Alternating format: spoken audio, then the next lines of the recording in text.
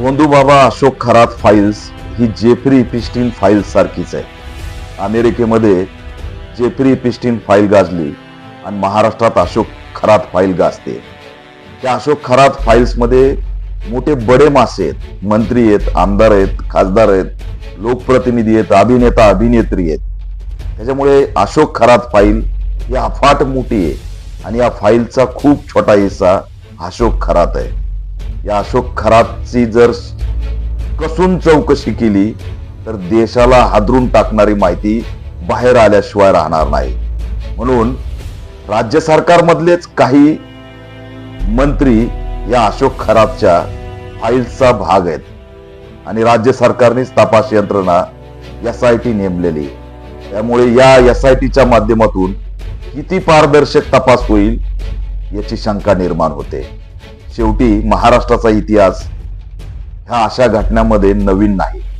2003 ला स्टॅम्प घोटाळा गाजला होता आणि त्याच्यात अब्दुल करीम तेलगी याचा जो संशयास्पद मृत्यू आहे तो आजही चर्चेचा विषय आहे. अब्दुल करीम तेलगी जर बोलला असता तर स्टॅम्प घोटाळा जो 30,000 कोटीचा होता तो अनेकांना त्या ठिकाणी संपून टाकल्याशिवाय राहिला नसता आणि तशीच अवस्था अशोक खरात फाईल्सची आहे. त्याच्यामुळे अशोक खरातचा अब्दुल करीम तेलगी होण्याची शक्यता नाकारता येणार नाही.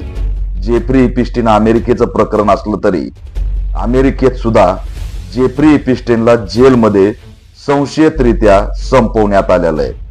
अशोक खरातचा अब्दुल करीम तेलगी न होता सखोल चौकशी होऊन या राज्यात आया बहिणींना या ठिकाणी भोंदूबाबाच्या माध्यमातून आणि अनेक प्रकरणाच्या माध्यमातून आर्थिक उलाढालीच्या माध्यमातून जे काही कांड आहे ते बाहेर आलं पाहिजे तरच या अशोक खरात फाईलला महत्व राहणार आहे.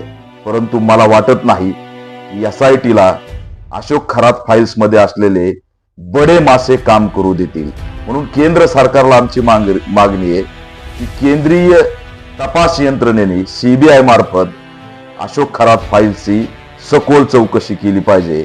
अन्यथा या ठिकाणी अशोक खरातचा सुद्धा येणाऱ्या काळात संशयास्पद काही घडलं तर ते नाकारता येत नाही. जे 2003 ला घडलं ते यावेळेस घडू शकतं अशी सुद्धा शक्यता आहे. त्याच्यामुळे CBI केंद्रीय तपास यंत्रणांनी सुद्धा याच्यामध्ये लक्ष घातलं पाहिजे आणि या अशोक खरात फाईलचं वास्तव बाहेर आलंच पाहिजे अशी ऑल इंडिया पॅंथर सेनेची